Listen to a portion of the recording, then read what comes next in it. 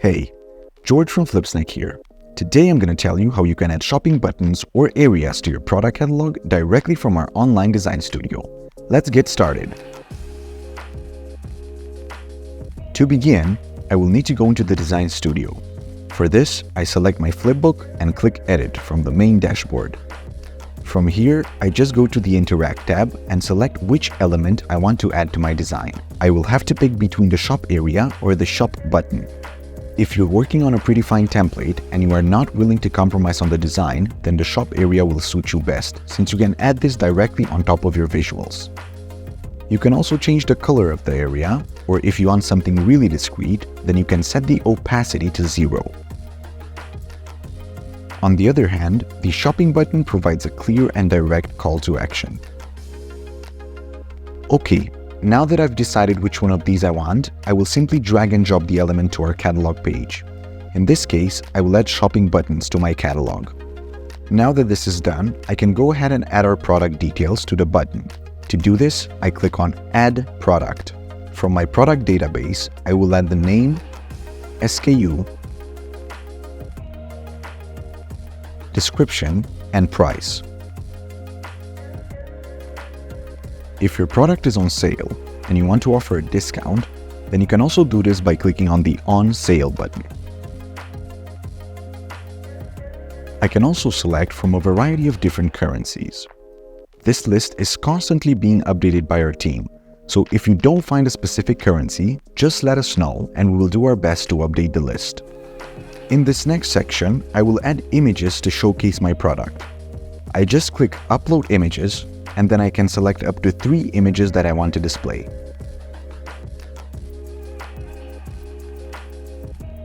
If we go to the preview, we can see exactly how this will look like from the customer's perspective.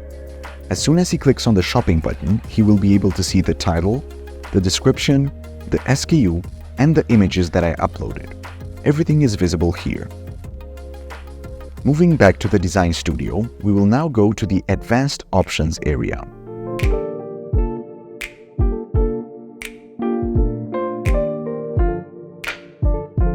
Quantity options will help me if I want to allow users to order only one item. I can also set up different purchasing limits. For example, if I want my customers to order a minimum of 4 items and a maximum of 20, then I can change these values and facilitate this. The next area will be crucial if your product comes in different variations, such as different colorways or different flavors. In my case, I will need 3 attributes for my product. I need size, color, and I will add a custom attribute for strap style. Now, I will add in different options for each attribute. To do this, I will just add in the option and then I hit Enter.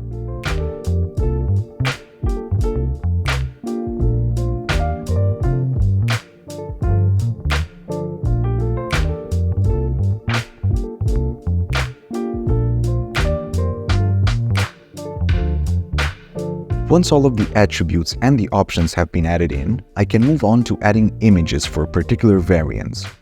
In my case, I would like to add separate images for each color. To do this, I just select the color attribute, and then I just hit Link Image. Then I upload images for each separate color. Moving down the list, we can find all of the individual variants for my product.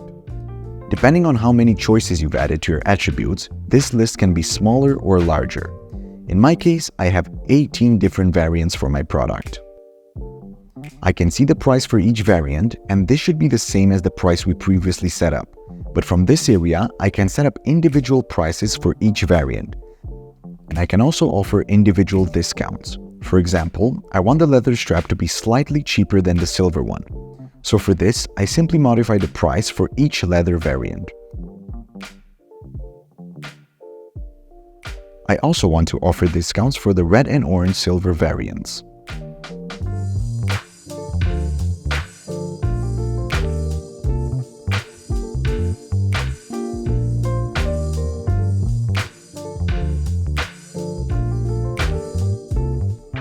In the SKU section, we should find the same SKU like the one that we initially set up, but we can modify it from this area here.